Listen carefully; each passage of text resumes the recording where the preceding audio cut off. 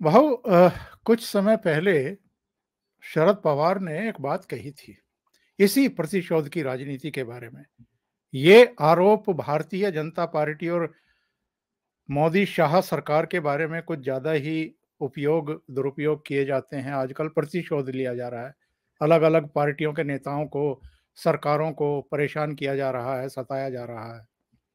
लेकिन शरद पवार ने कहा था कि जब मैं केंद्र में मंत्री था, डॉक्टर मनमोहन सिंह की सरकार थी, तब गुजरात में नरेंद्र मोदी को सताया गया था और हम दोनों उसके खिलाफ थे।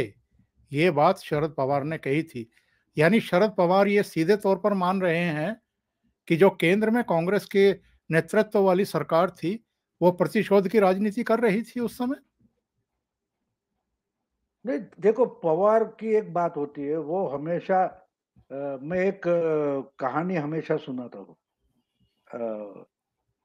एक कोई आदमी था, उसके 3 बेटे थे।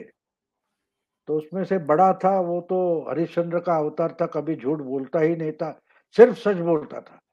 तो बाप उसके बारे में निश्चिंत था कि ये जो बोलेगा उस पर भरोसा करो। दूसरा था बिल्कुल झूठा और मक्कार था, तो बाप निश्चिंत था, इस पर कभी भरोसा नहीं करना है। वो सबसे छोटा जो था उससे डरते थे।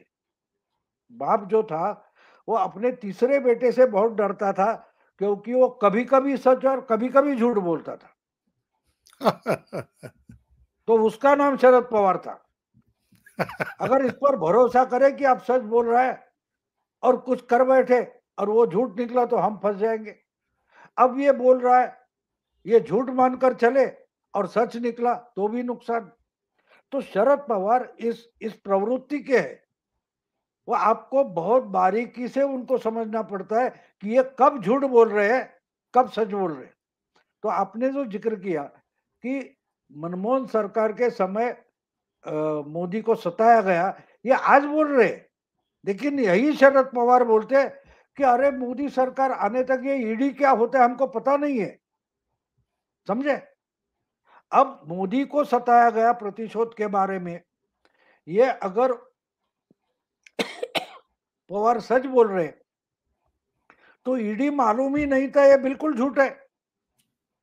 क्योंकि उसी वक्त मनमोहन सिंह सरकार में ये कृषि मंत्री थे जब मोदी को सताया जा रहा था। उसी वक्त आंध्र में कांग्रेस का ही एमपी था, जो पूर्व मुख्यमंत्री राजशेखर रेड्डी का बेटा था, जगन मोहन रेड्डी, उसको ईडी सता रही थी। आज देशमुख जैसे अंदर है, वैसे ही 1.5 साल से जगन मोहन रेड्डी ईडी के सताने के कारण जेल में था। उसने कांग्रेस छोड़ दी, अलग से पार्टी बनाई। अब ये मिनिस्टर थे और ये सब ईडी कर रही है, पवार को मालूम नहीं था, क्योंकि उसके बारे में झूठ बोलना है। इसलिए पवार बोलेंगे ये ईडी तो हमको 2014 से पहले मालूम नहीं थी। तो ये क्या राजनीति में 2014 के बाद आए? और 14 के पहले ये राजनीति में थे नहीं, फिर भी कृषि मंत्री थे, मुख्यमंत्री थे, डिफेंस मंत्री थे। तो पवार जो है उनको हमें समझना जरूरी है। ये बोलते हैं तो 10 तरीके से ढूंढना पड़ता है कि ये सच बोल रहे हैं या झूठ बोल रहे हैं। भाव, आपकी बात में बहुत दम है, क्योंकि कुछ समय पहले से लगातार ये चर्चाएं मीडिया में चल रही थी कि शरद पवार और उद्धव ठाकरे राहुल गांधी की भारत जोड़ो यात्रा में शामिल होंगे। लेकिन ना तो उद्धव ठाकरे गए हैं, ना शरद पवार गए हैं।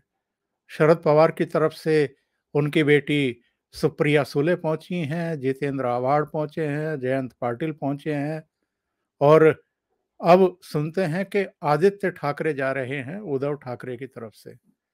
तो ये इस तरह की हवा क्यों बनाई जाती है और फिर उस पर अमल क्यों नहीं किया जाता? बहाना बनाया जा रहा है कि जी अस्वस्थ हैं, लेकिन उद्धव ठाकरे तो अस्वस्थ नहीं हैं, वो भी जा सकते थे, वो भी नहीं गए। ये क्या है?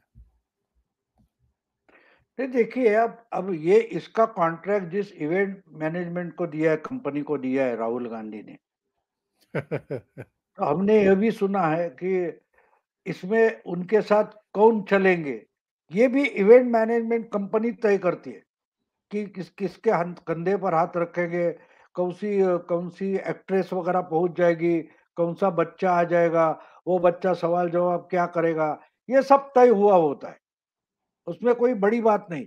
तो इसी कारण से ये मीडिया में भी फैलाया गया कि इसमें सब लोग जाने वाले। अब देखो, राहुल गांधी की पदयात्रा महाराष्ट्र में आने के पहले 10 दिन से बहुत खबरें आ रही थी। अशोक चव्हाण है, वो सुबह सुबह उठकर चलना सीख रहे थे, जिंदगी में चले नहीं। उनको पूछा गया, किसी मीडिया ने पूछा कि आप सुबह सुबह जॉगिंग क्या, नहीं नहीं अब चलने की आदत चली गई है, तो राहुल गांधी के साथ पदयात्रा में जाएंगे तो 5-10 किलोमीटर तो चलना पड़ेगा, कम से कम 4-5 किलोमीटर तो चल पाए। इसलिए नाना पटोले जो महाराष्ट्र कांग्रेस के अध्यक्ष, वो भी सुबह सुबह उठकर, भली भोर से पहले उठकर चलने की प्रैक्टिस कर रहे थे। तो ये 10 दिन पहले से चल रहा था, मीडिया में माहौल बनने की कोशिश की जा रही थी, तो उसमें ये मीडिया ने ही छोड़ दिया हुआ पतंगबाजी थी, शगुफा छोड़ा था कि ये जाएंगे वो जाएंगे। नसीब बात है कि उसमें नहीं बताया, फडणवीस भी जाएंगे, शायद नरेंद्र मोदी भी यूपी की योगी की यूपी में पहुंचेंगे, तब योगी भी पहुंच जाएंगे स्वागत करने के लिए। ये मीडिया में नहीं आया, ये इसका मुझे अजूबा लगता है, क्योंकि ये माहौल जी बना। जी अब जी। बोलेंगे कि ये होने वाला है, ये होना चाहिए, पहले बोलेंगे होना चाहिए, अगर 24 का चुनाव है तो होना चाहिए, तो ये सब छोड़ा जाता है और बाद में अभी नहीं जाएंगे, अभी तय होना है। अब देखिए, एक तरफ मीडिया बोल रहा है कि राहुल गांधी की पदयात्रा में उस स्पॉन्टेनियसली लोग आ रहे हैं। अब अगर स्पॉन्टेनियसली आ रहे हैं तो एनसीपी की तरफ से कौन लीडर वहां जाएगा, ये मीटिंग लेकर क्यों तय किया जा रहा है? मीटिंग सही है। लेकर कुछ निर्णय होता है, उसको स्पॉन्टेनियस बोलते हैं। अब देखिए, मीडिया का शब्दकोश अलग है, आपका हमारा शब्दकोश और कॉमन मैन का शब्दकोश अलग है। तो हमें यह समझना पड़ेगा कि भाई ये दौड़ रही है पानी पर, वो बोट है ऐसा हम लोग मानते हैं, नौका है, लेकिन मीडिया की भाषा में रेलगाड़ी है, पानी पर दौड़ रही है।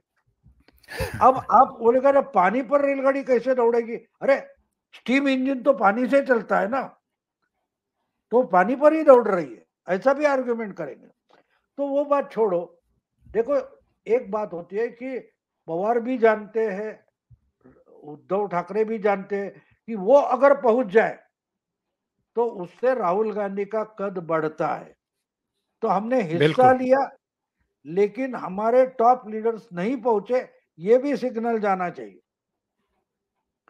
इसलिए ऐसे लोगों को भेजा है कि 2 नंबर 3 नंबर माने जाने वाले लोगों को भेजा है।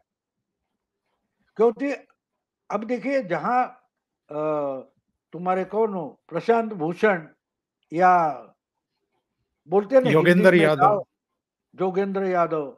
अब वो हिंदी में आपकी कहावत है ना, गाँव बसा नहीं भीख मांग भिखारी आ गए। तो ये दोनों वहां पहुंच गए, इसका मतलब आप समझो, गाँव बसा नहीं है।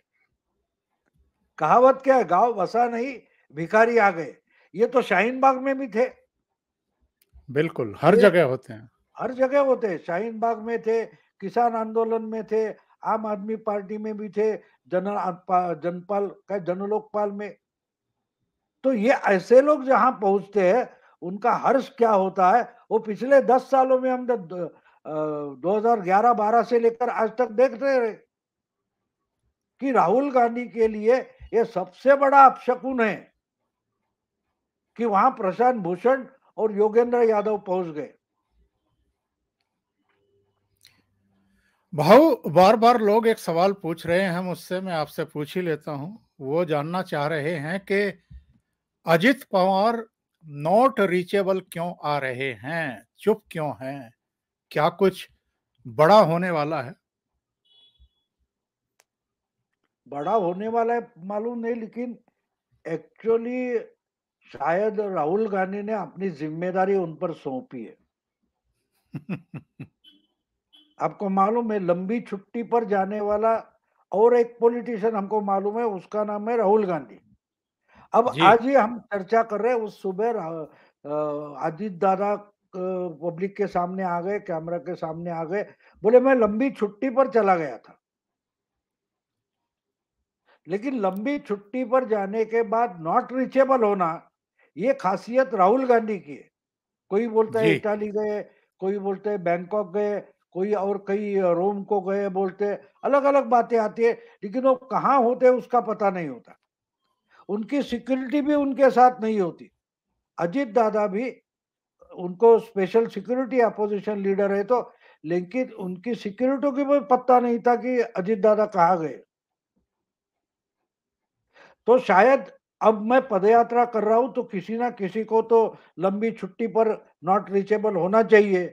ये जिम्मेदारी राहुल गांधी ने अजीत दादा को सौंपी होगी, इसलिए वो कहाँ गायब हो गए थे, नॉट रीचेबल हो गए थे, उनकी खबर नहीं थी।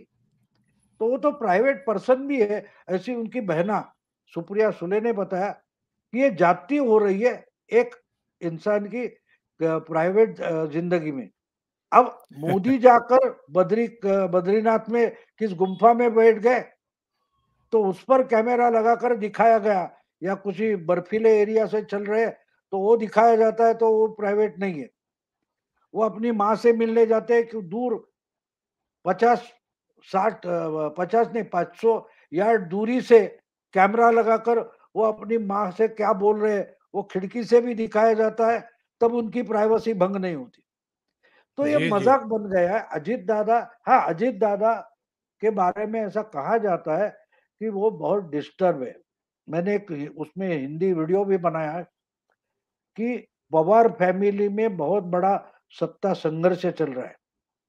पवार साहब अपने बेटी को पार्टी सौंपना चाहते, लेकिन पार्टी का जो ऑर्गेनाइजेशन है उसमें बहुत सारे लोग अजीत दादा से लॉयल है, और इसलिए ये भाई बहन में बहुत बड़ा झगड़ा चल रहा है।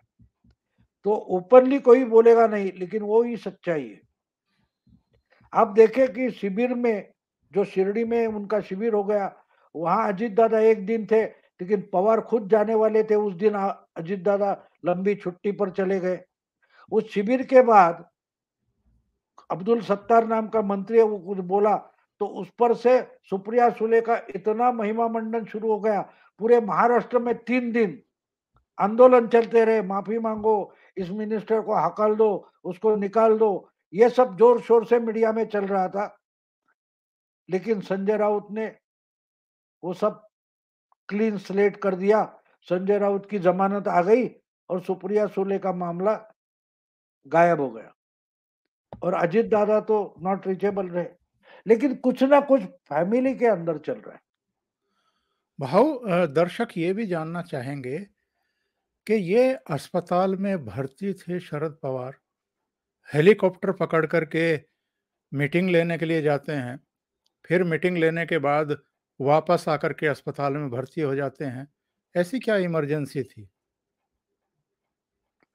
शायद वो शिविर में उनको जो जानकारी मिल रही थी, अब देखिए वहां तक गए और 3 4 वाक्य से ज्यादा बोले तक नहीं।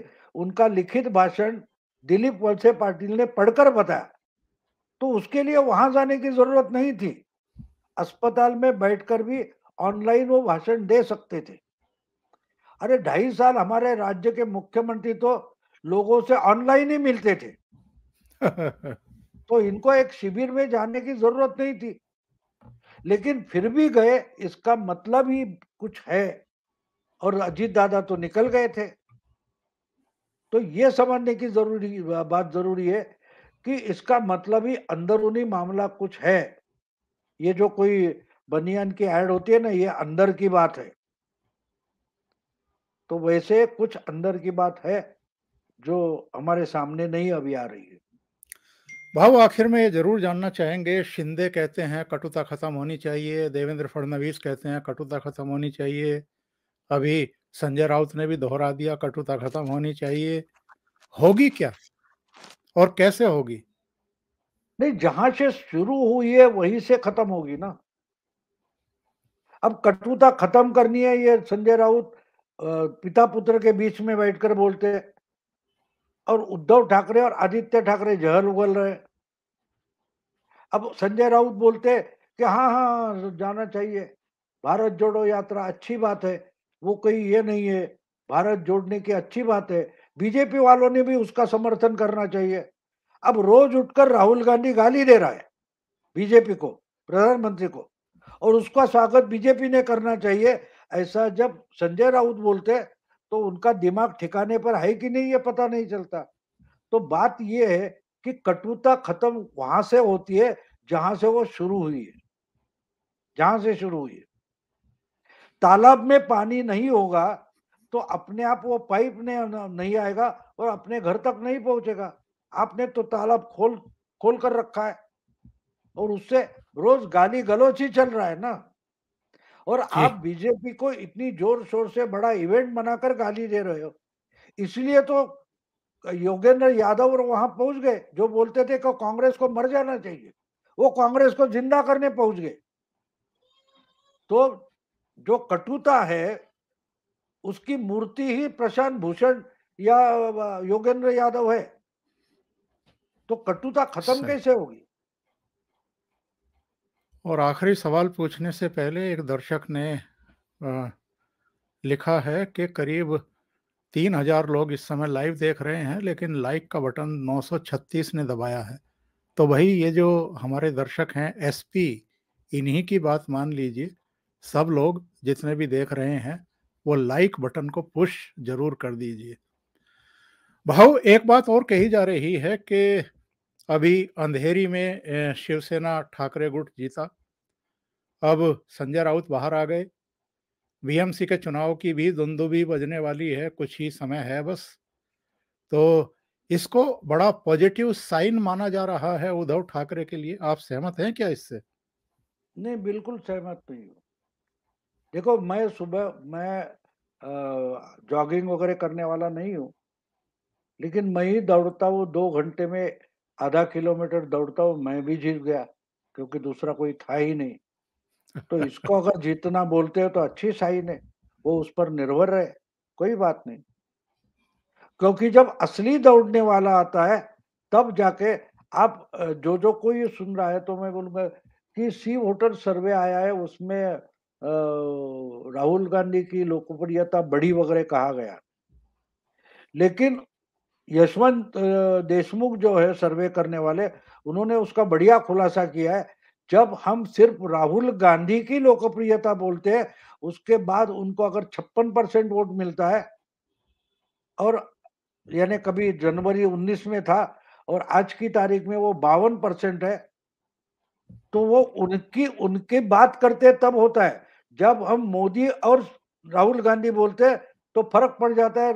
मोदी 60% होते और राहुल गांधी 25-30% होते। जी तो जी जी। इसलिए ऐसी बातें जब हम करते हैं तो कंपैरिजन में देखना पड़ेगा कि अगर सामने कोई लड़ने वाला था नहीं और आपने जीत लिया, तो इसको अगर आप जीत मानते हो तो आपको हराने की जरूरत ही नहीं, आप हार चुके हो। बहुत बहुत धन्यवाद भाऊ, इतना हाँ, समय निकालने के लिए और कई अहम मुद्दों पर अपना विचार जाहिर करने के लिए। थैंक यू सो मच भाऊ। नमस्कार। नमस्कार।